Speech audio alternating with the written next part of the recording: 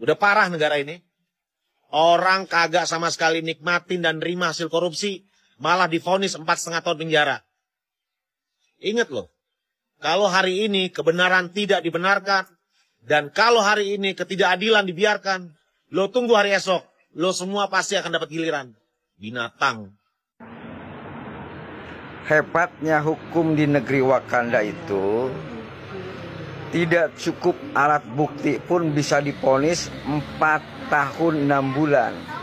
Apalagi yang cukup alat buktinya, ya. Itulah hebatnya hukum di negeri Wakanda. 2025 masih ada orang yang dipenjara hanya karena dia berbeda. Dijadikan terdakwa karena tidak berada di barisan yang sama dengan penguasa. Dimasukkan ke dalam penjara karena dia lantang bersuara, membuka kebenaran tentang kebusukan sang raja. Wahai pengadil, mungkin setelah ini transferan ataupun uang cash akan banyak yang masuk ke dalam rekening ataupun kantongmu. Tapi ingat, di atas kezaliman Anda, di atas kelicikan Anda, sebagai seorang pengadil masih ada Tuhan yang maha adil. Semoga kebenaran akan segera terungkap dan Anda akan mendapatkan akibat dari apa yang Anda lakukan.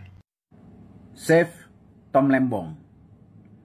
Mari teman-teman, sebangsa dan setanah air. Sudah saatnya kita turun, membantu perjuangan Tom Lembong mencari keadilan di negeri ini. Bantu maksimal sesuai kemampuan kita. Karena kita tahu Tom Lembong orang baik, orang jujur. Wajib hukumnya bagi kita untuk membantu perjuangan orang-orang seperti beliau. Karena sudah dipaparkan oleh banyak ahli hukum, pengacara-pengacara, pakar-pakar politik, bahwa di dalam persidangan tidak ada bukti-bukti yang mengarahkan bahwa Tom Lembong melakukan korupsi dan menikmati hasil korupsi tersebut sepeser pun. Dukung beliau. Ini saya sebagai rakyat, sebagai netizen, sebagai pegiat media sosial yang melihat berita-berita keputusan Pak Tom Lembong diputuskan 4,5 tahun ataupun berapa, jangankan 4,5 tahun, ya 4,5 bulan, 4,5 hari, 4,5 jam, 4,5 detik pun tidak boleh diputuskan seperti itu. Ya, kenapa saya bilang tidak boleh? Ya, karena beliau menjalankan tugas sebagai menteri, ya, tapi beliau tidak korupsi, tidak ada aliran dana yang ditemukan. Sangat luar biasa apa yang menjadi komentar-komentar para netizen terkait dengan bobroknya hukum di negeri ini. Kita lihat sendiri Pak Tom Lembong, bisa dikatakan bahwa beliau hanya menjalankan tugas dari perintah Pak Mulyono. Tapi naasnya beliau dijadikan sebagai tersangka. Dan yang seharusnya menjadi dalang utamanya yaitu Pak Mulyono aman-aman saja. Nah, tentunya hal ini membuat para netizen tak berhenti untuk bersuara dan memberikan komentar-komentar cerdasnya terkait dengan kebobrokan yang terjadi di negeri kita, terkait dengan hukum yang semakin hancur dibuat oleh Mulyono and the Gang. Nah, sahabat-sahabat, untuk itu baiknya kita simak saja videonya seperti apa. Oleh karena itu dengan pidana penjara selama 4 tahun dan Guys, kalian masih percaya sama hukum di negara kita? Kalian masih percaya sama pengadilan, sama polisi, sama jaksa, sama hakim? Masih percaya? Hah? Kalau kata gue mah ya, mendingan bubarin aja dah. Mendingan bubarin. Kagak usah yang namanya ada hukum-hukuman. Kagak usah yang namanya ada aturan atau undang-undang. Mendingan pakai hukum rimba, ya kan? Siapa yang kuat, dia yang menang. Lagian kenapa coba? Kita sebagai rakyat mau nyari keadilan di mana lagi? Sekelas Tom Lembong aja, itu kagak jelas hukumnya. Sekarang rakyat dianggap apa? Ya kan? Mendingan udah bubarin, kagak jelas, cuma ngabisin duit anggaran negara doang, ngebayar orang-orang kayak begitu. Mendingan bubarin guys, bubarin, kagak ada fungsinya, kagak ada gunanya pisan. Coba itu, mikir.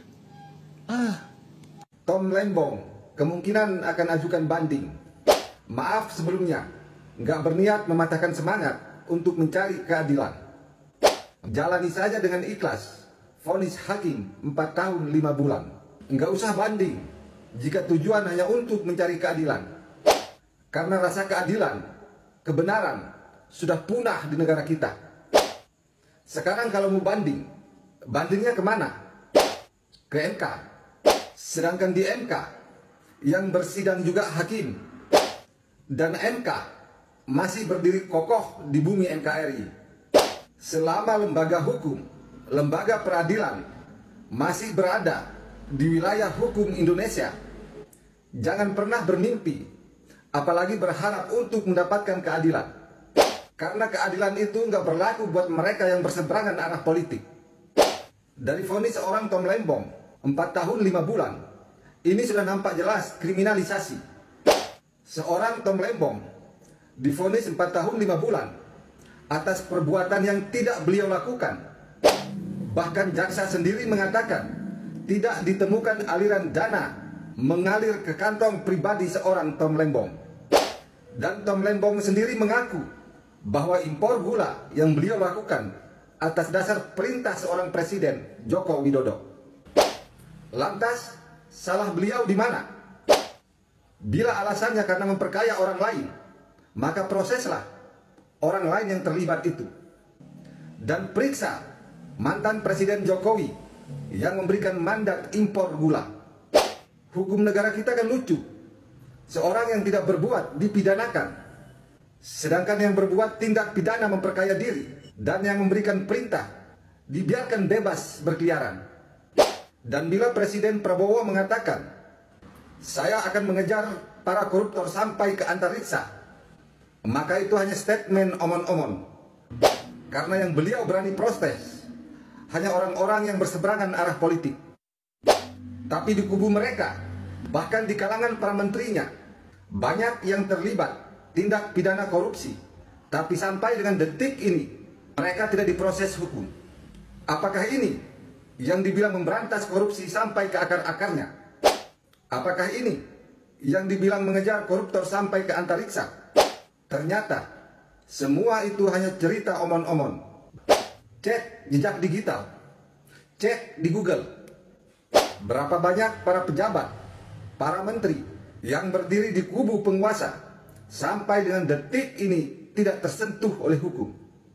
Tom Lembong divonis hukuman 4,5 tahun penjara meski tidak nikmati hasil korupsi. Ya Allah, astagfirullahaladzim. Parah hukum di negeri ini parah.